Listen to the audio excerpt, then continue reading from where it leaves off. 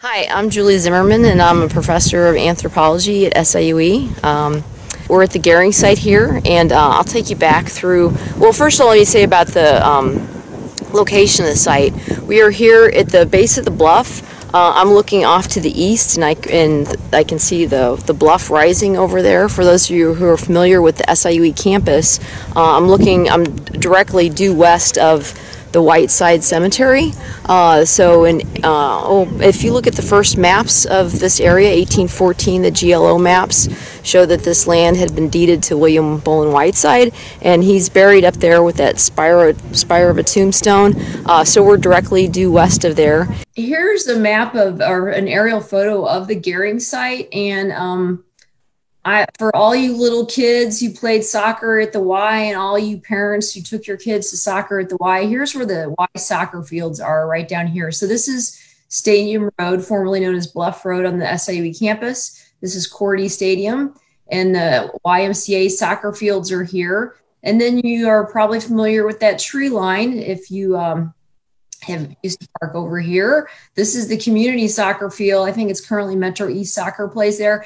And in the summertime, you will periodically in early summer see our tents back here in this farm field.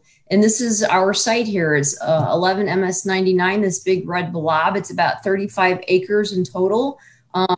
Currently, we have this part of it here, about 20 acres is being protected for the archaeology that is on the property there. And the site was found back in the 1960s by archaeologists doing a good old-fashioned surface survey, just walking through plowed farm field and seeing where the artifacts were and what kind of artifacts were there. In the early 1970s, my predecessor, Dr. Sid Denny, and I think that's Sid there, he had a field school. They excavated on the site for several years back in the early 1970s. And here's a photograph from his excavation. And like Jacob said, I've been digging there on and off since 2009. And Dr. Greg Vogel dug there from 2010, 11, 12, I think.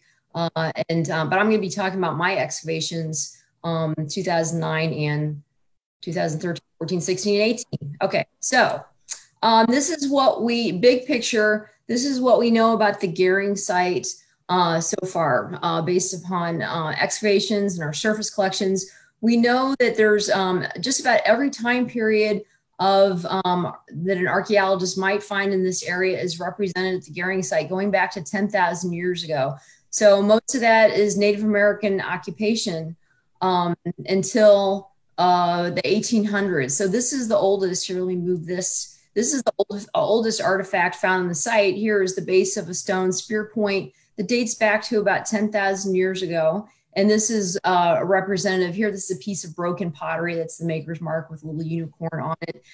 This is from like mid to late 1800s, something like that. So these two artifacts kind of bracket the time periods that are represented on the site, from oldest here to the youngest here.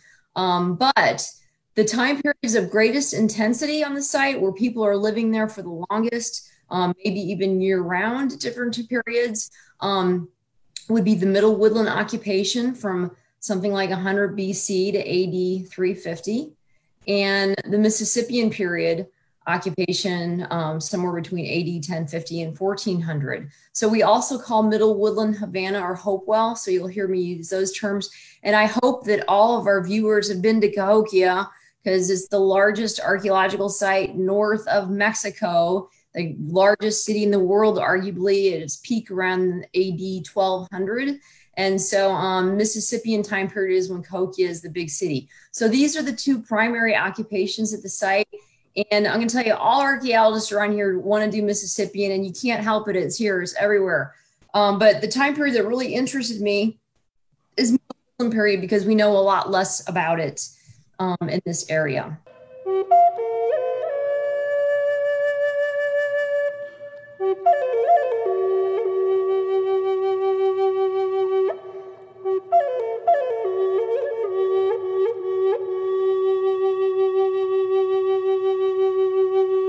What's so interesting about Middle Woodland? That term Hopewell comes from the Hopewell site in Ohio. And you see here on this map, it says Ohio Hopewell. There's also, so Hopewell refers to, we call it Hopewell Interaction Sphere. It's a big exchange network that existed around 2,000 years ago. And you see the different societies in different colors on this map that engaged in this trade network. And they're exchanging raw materials and some finished goods, but also ideas. Ideas like it's a good thing to build burial mounds.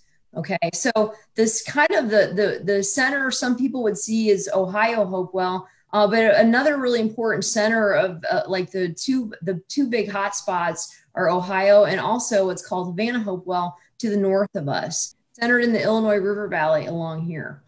This map here shows you some of the exotic materials that are being exchanged within this network, and I'm just going to point out copper from the Great Lakes.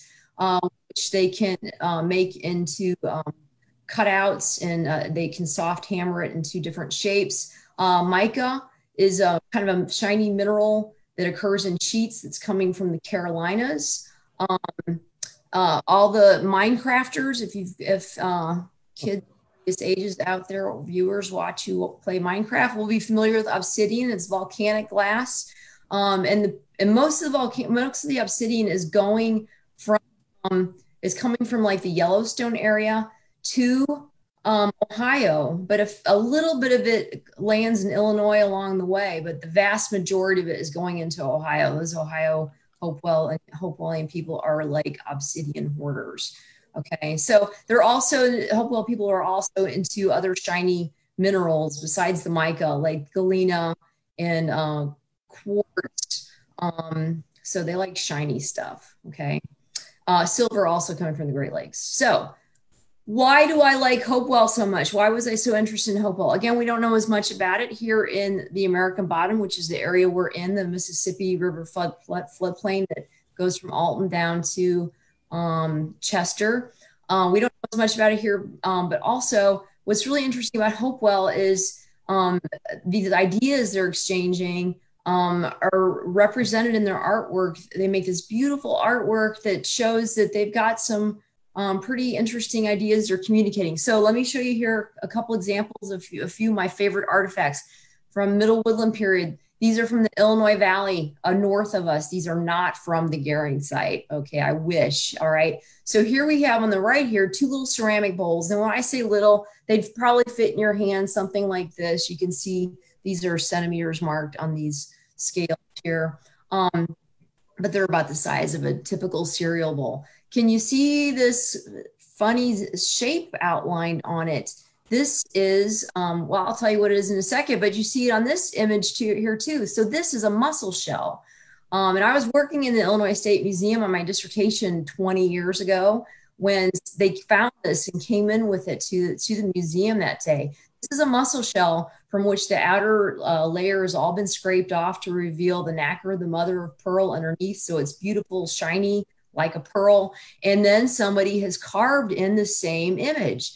What is this thing? It's a kind of a bird. It's a roseate spoonbill.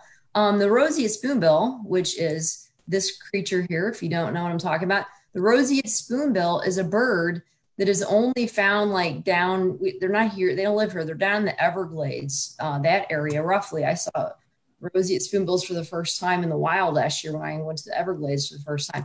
And it's there. I'm going to tell you, one roseate spoonbill skeleton has been found in a burial mound in the Illinois River Valley. Now, did that roseate spoonbill fly from Florida all the way here? It's possible. Birds get caught on winds and they get way off course, but probably pretty unlikely. Probably that bird, whether it was alive or dead at the time, was traded up here. These bowls are locally made. We know that from the clays that they're made out of. They were made here in Illinois, in the Illinois River Valley. But this shell here, can you see this little tiny projection here? This little tiny projection tells you what species of mussel that is. It is a Liptiospinosa, the Atla-Maha spiny mussel, which only occurs in this one river, the Atla-Maha River of Southeast Georgia, which is where roseate spoonbills are from. So these bowls are locally made by people who've never seen a roseate spoonbill. That roseate spoonbill made its way up here, and people who live here may have never seen a roseate spoonbill, but they wanted that roseate spoonbill, whether alive or dead. But this artifact here, we know came from Georgia, okay? Because mussels don't swim, they just sit there their whole lives. All right. So somebody who lived there carved this in there. What's the big deal about the roseate spoonbill? Why is it so important? Why is it appearing on artifacts from this time period? Well, let me answer that question with looking at this. This is one of my other favorite artifacts from Illinois. This is also from the Illinois River Valley. As you can see, we all recognize beaver, and this is made out of a black stone.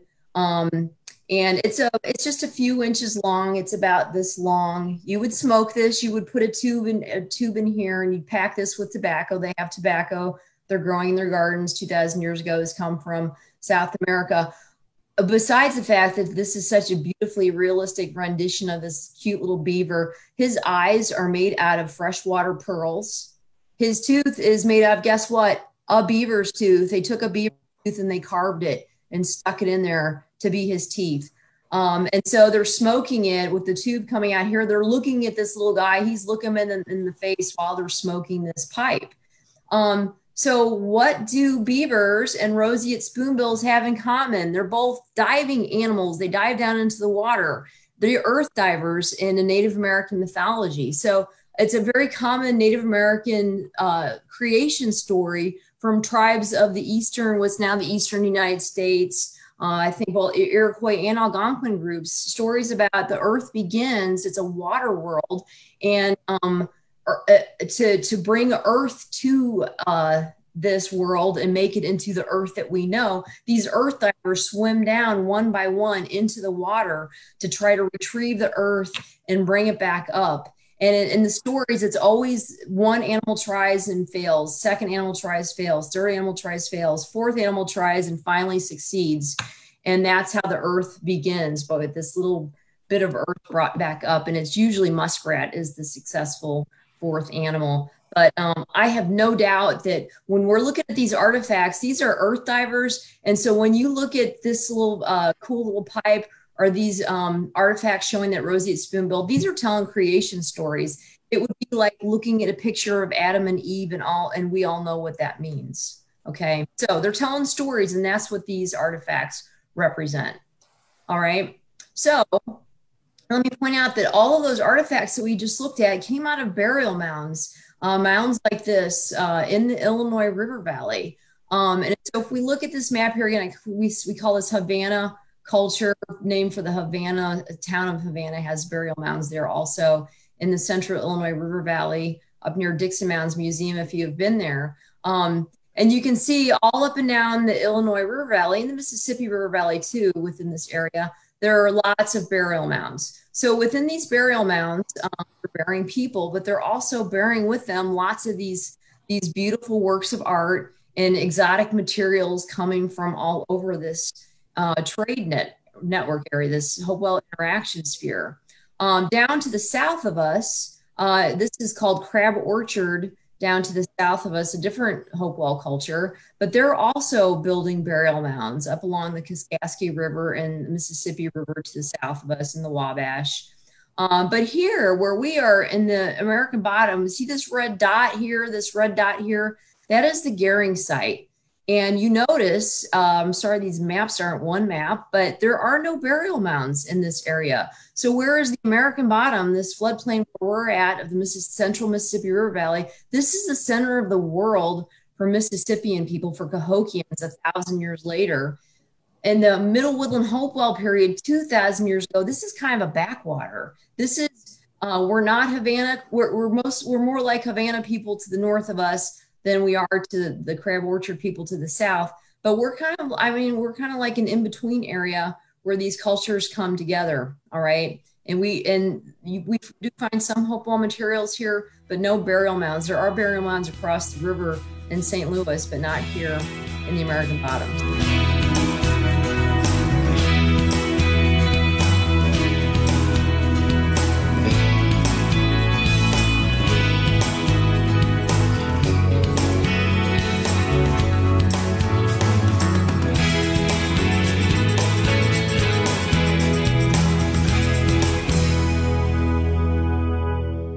What can we learn about Middle Woodland Hopewell from the Gehring site? Again, this is our site, And I want to emphasize to you, see this little tiny yellow speck here? That's the excavation area that I'm talking about. Okay, so this is 35 acres total, this site.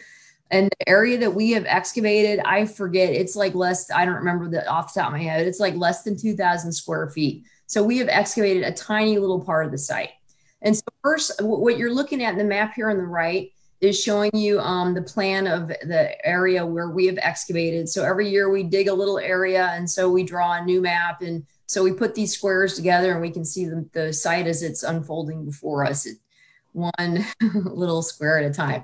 So the blue we're going to talk about later is Mississippian period. The red is the Middle Woodland Hopewell stuff that I was most interested in. So I'm first going to talk about these three bigger red circles here and what came out of them. All right. And what are those? Those are, we call them features. They're storage pits.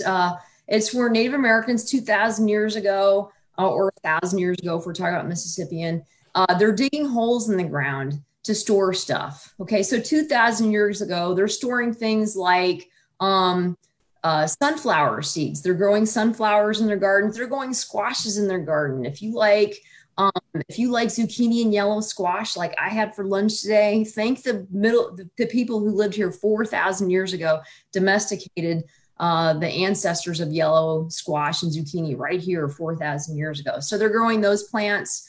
They love hazelnuts during the Middle Woodland period. So they're storing plant foods in these pits. And when these pits are no longer good for storing plant foods, maybe they get bugs in them or something like that, or the site's abandoned, maybe people come back later.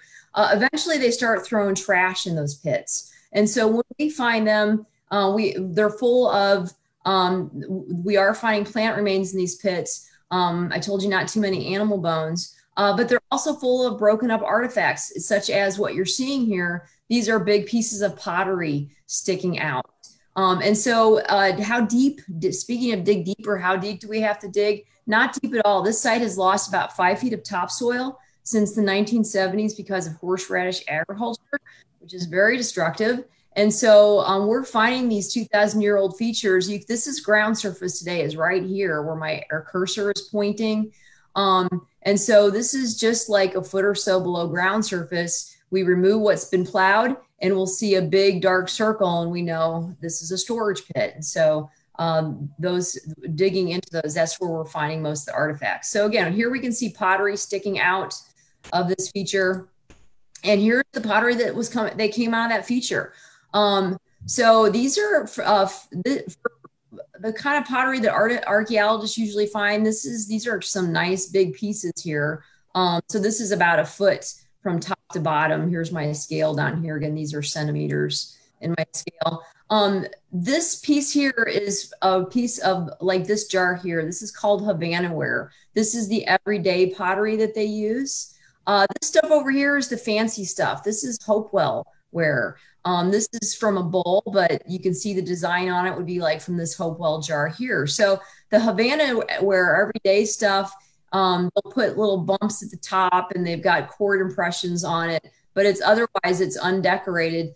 But the fancy Hopewell stuff, their rituals, sacred ware, they're etching designs into it again, like the roseate spoonbill, like we saw earlier, or in this case, this is some abstract geometric form. Maybe it does represent some kind of animal or cosmological motif that I can't guess today, 2,000 years later.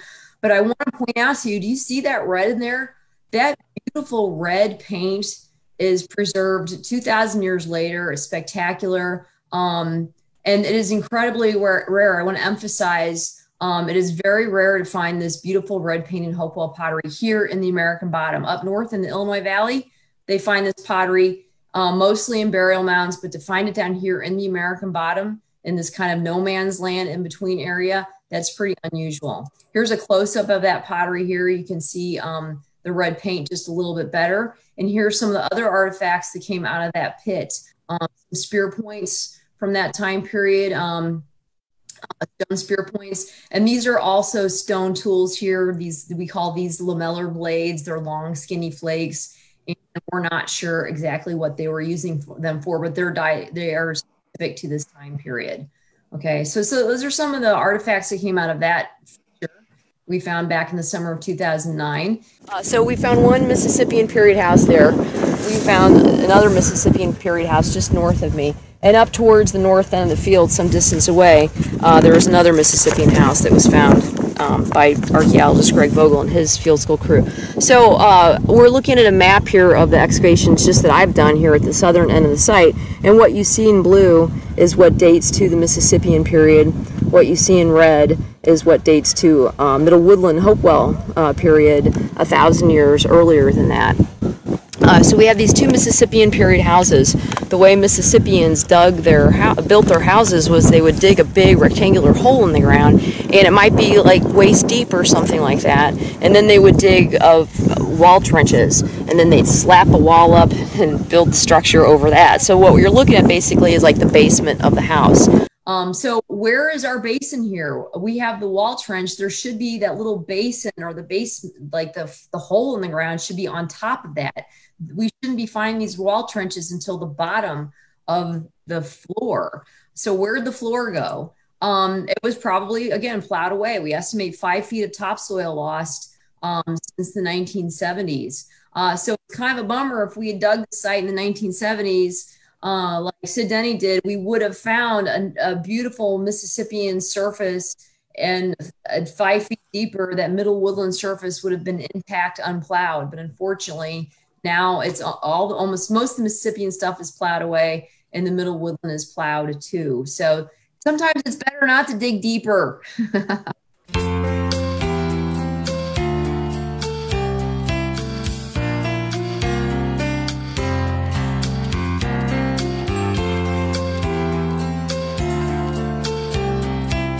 Brought you out here to work out here in an archaeological project like this? Bryce? Well, I'm hoping to do CRM in the future, so this is just practical career experience. I'm also hoping to do CRM eventually.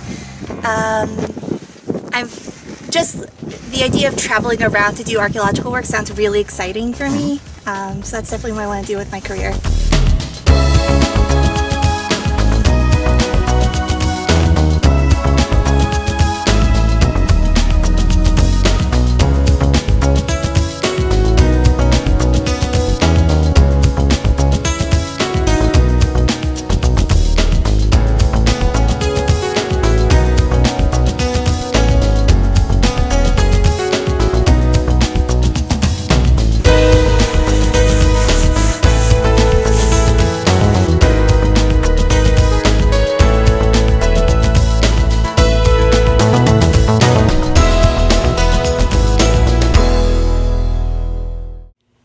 Hi, here we are in the archaeology lab in the basement of Peck Hall at SIUE, and we're looking at some of the artifacts I was talking about from the Gehring site. And these have all, you can find photographs of a lot of these on our website. And I mentioned publication in this journal here has photographs of some of this, because this is, again, the article on the Middle Woodland occupation that was published with a bunch of my students as co-authors, students who worked on senior projects on the Middle Woodland occupation. So I'm going to talk about artifacts from these 3 Middle Woodland features again. In the summer of 2009, we dug this L shape here and excavated this feature 102 and found next to it a post hole, feature 103. So again, I hope this is part of a Middle Woodland house here that we've just uncovered maybe 3 posts from. The reason we dug there from this tiny, we surface collected in the summer of 2009, not just the site, but all the agricultural field that the site sits in. And I don't remember how many acres that was total, something like 50 acres, maybe, I don't remember. And we found over 3,000 artifacts, most of which were lithic debitage, so little flakes from where they're making stone tools and sharpening their stone tools. But down at the southern end of the field, we found a concentration of Middle Woodland pottery, so that's why I started digging at the southern end of the field. And Sid Denny had dug farther north in the field, so I knew I would be away from his excavations down there and wouldn't be running into those. That was an added bonus. But So that first summer, I dug this L shape in the near where we found that Middle Woodland pottery, and this red. We found 2 pit features, and I don't think I explained what those pit features are about. It's where Native Americans are digging holes in the ground to store typically plant food. Okay, so Middle Woodland Period, they're storing those native cultigens that we talked about, those the squash and the chenopodium and the sunflower and the knotweed and maygrass and others. And nuts. Middle Woodland people love hazelnuts. We found quite a few hazelnut shell fragments in our samples from the Middle Woodland features. And of course, hickory nuts and walnuts, and less frequently, sometimes acorns, but not so much. So, anyway, they would dig these holes in the ground to store their plant foods, and sometimes they're shallower holes to store artifacts. They might want to keep them hidden until they, if they leave the site for a season or a year and come back later.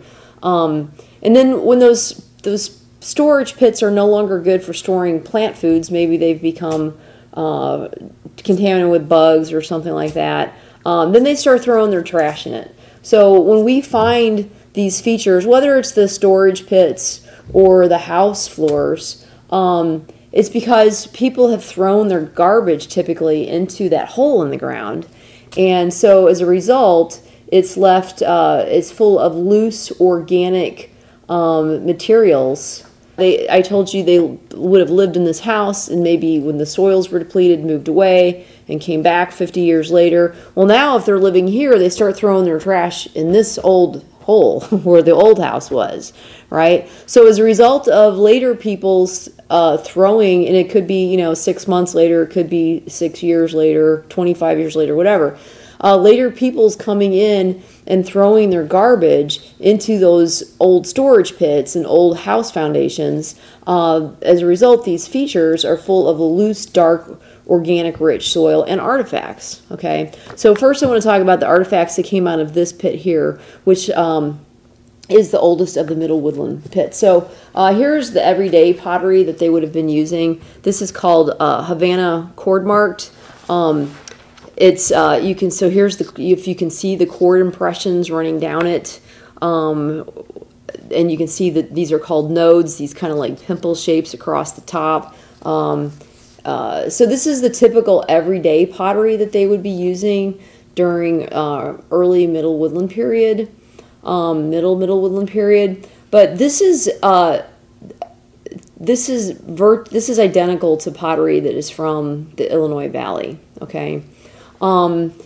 So that's the everyday wear. This is the fancy kind of ceremonial wear. They're using for holidays, using for rituals, and you can see it's got. This is called Hopewell red zoned.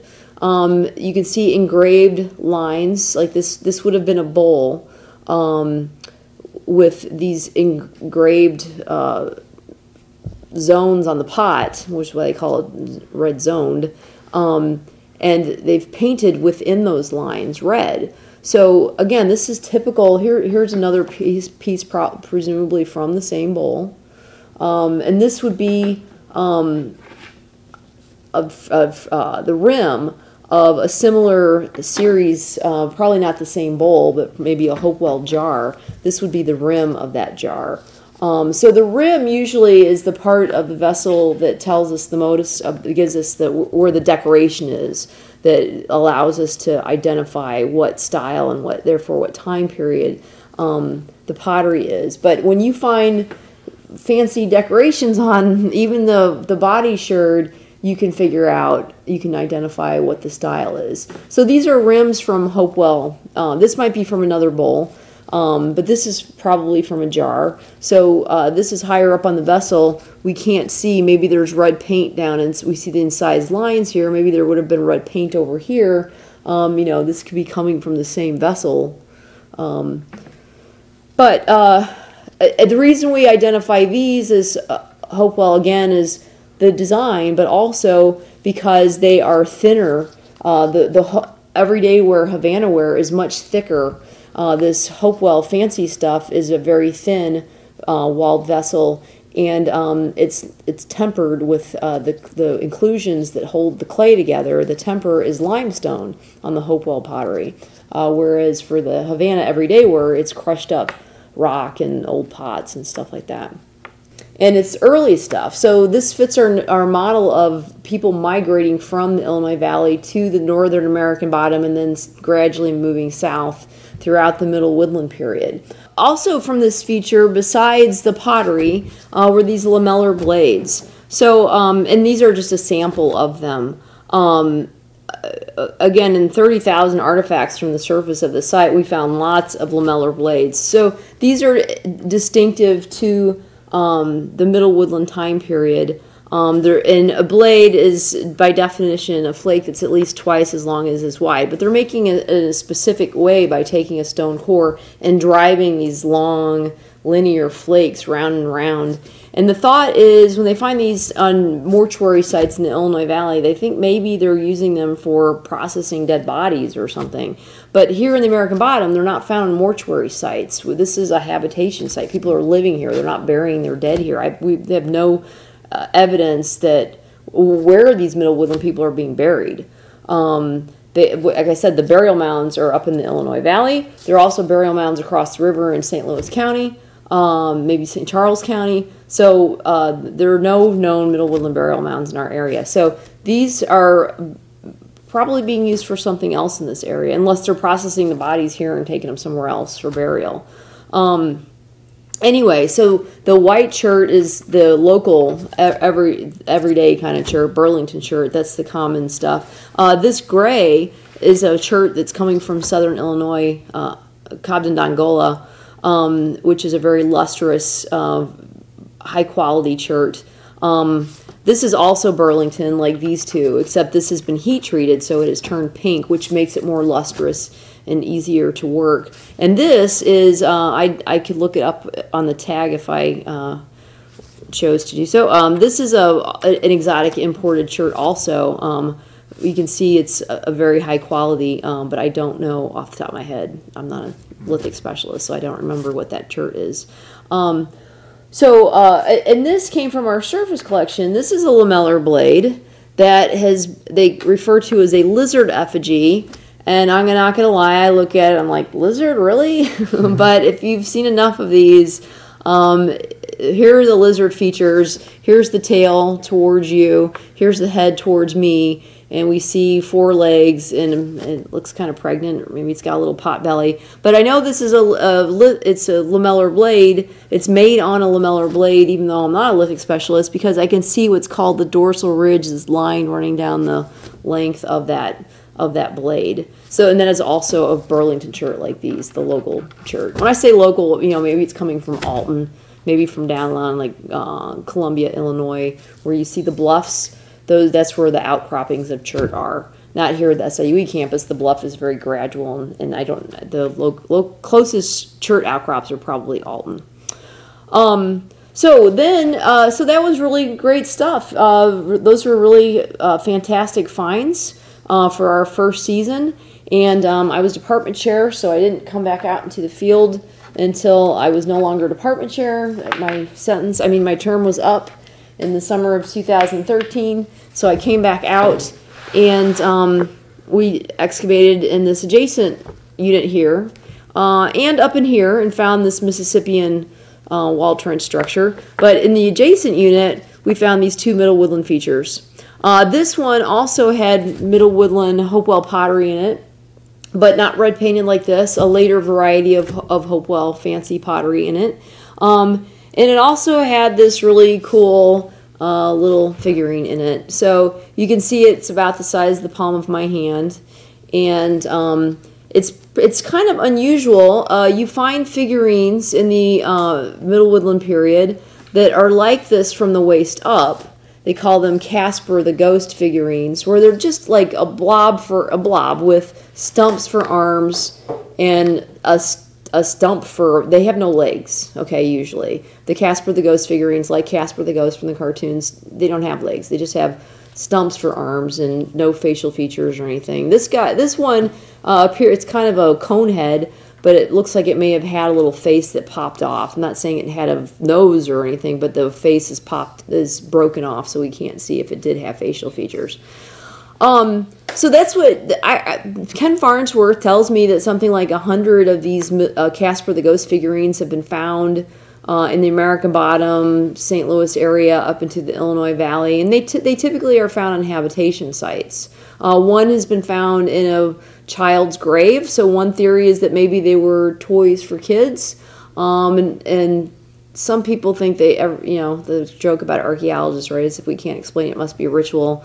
I have no opinion on whether or not it's a kid's toy or a ritual item, but I would point out that there are other ritual items coming out of this pit, like the Hopewell pottery and the mica that I will show you in a second. So what's unusual about this for Casper the Ghost figurine is you can see it's got very well-defined legs, which is why this little figurine made the cover of this magazine or journal, because it's special. So it's got very detailed little legs, little pointy feet. It always reminded me of a baby infant wearing sleepers. How they little toes and those little footy, the feet and their little one piece sleepers. Anyway, if you hold it up, you could actually see light between the legs. If you flip it over, so somebody spent a lot of time working on those feet. Somebody spent a lot of time working on those legs. Somebody spent a lot of time making what's either the bottom of the butt or the backs of the knees, not really clear. And that is more reminiscent of the kind of fancy Middle Woodland figurines, which are very rarely found in the American Bottom because they're usually found in burial mounds, and we don't have burial mounds here. So up in the Illinois Valley and down south of us at the Twin site, down the southern Mississippi Valley, they find these figurines with they're replicas on display at Cahokia Mounds. They have very detailed facial features, jewelry. You can see their hairstyles. You see their clothing styles, men wearing like a loincloth kind of thing, women wearing like a skirt and topless. You see women like holding their babies, nursing the baby on the back. So again, very detailed legs. So the legs are reminiscent of that style. Those tend to be painted. This one, there's no evidence of paint. So my gut reaction when I saw this was to think, wow, it's like they were trying to make one of those fancy figurines, and they got up to the waist, and they're like, oh, I'm never going to get this right. And then they just finished it off as one of the Casper the Ghost figurines. So it's kind of a hybrid figurine. And again, Ken Farnsworth has been looking at this material since I was an infant, and he'll tell you that, yeah, he's never seen another one quite like this. So interesting find. In about 5 minutes, I think you can find pictures on the SIUE website if you look of the student who found this, and she's very happy after she pulled it out of this pit. And about 5 minutes later, the student was digging along, and I was sitting on my bucket taking notes nearby, and she stood up and she said, Dr. Zimmerman, what's this? And I saw a little speck of flash of light and it's flying by, and it landed 10 feet away. And I ran over there and I picked it up and I grabbed it, and it was the mica.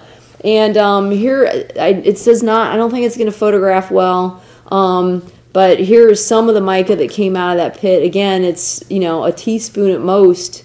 And we only found it in that half that she was working in that day. When we find these features, we bisect them. We draw a line down the middle, cut it in half. We excavate one half, then draw that profile. We've drawn the plan view first, then we draw that profile. So now we've got like 3D picture. We've got the plan view and we've got the profile. Then we dig the other half, and we take our dirt samples to look for flotation samples to look for plant remains and such in the other half.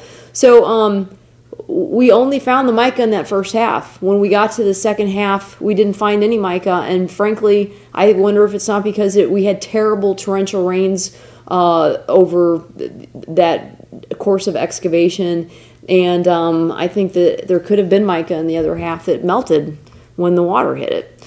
So anyway, so that's special stuff coming out of that pit. That's all I have to say about the Middle Woodland artifacts.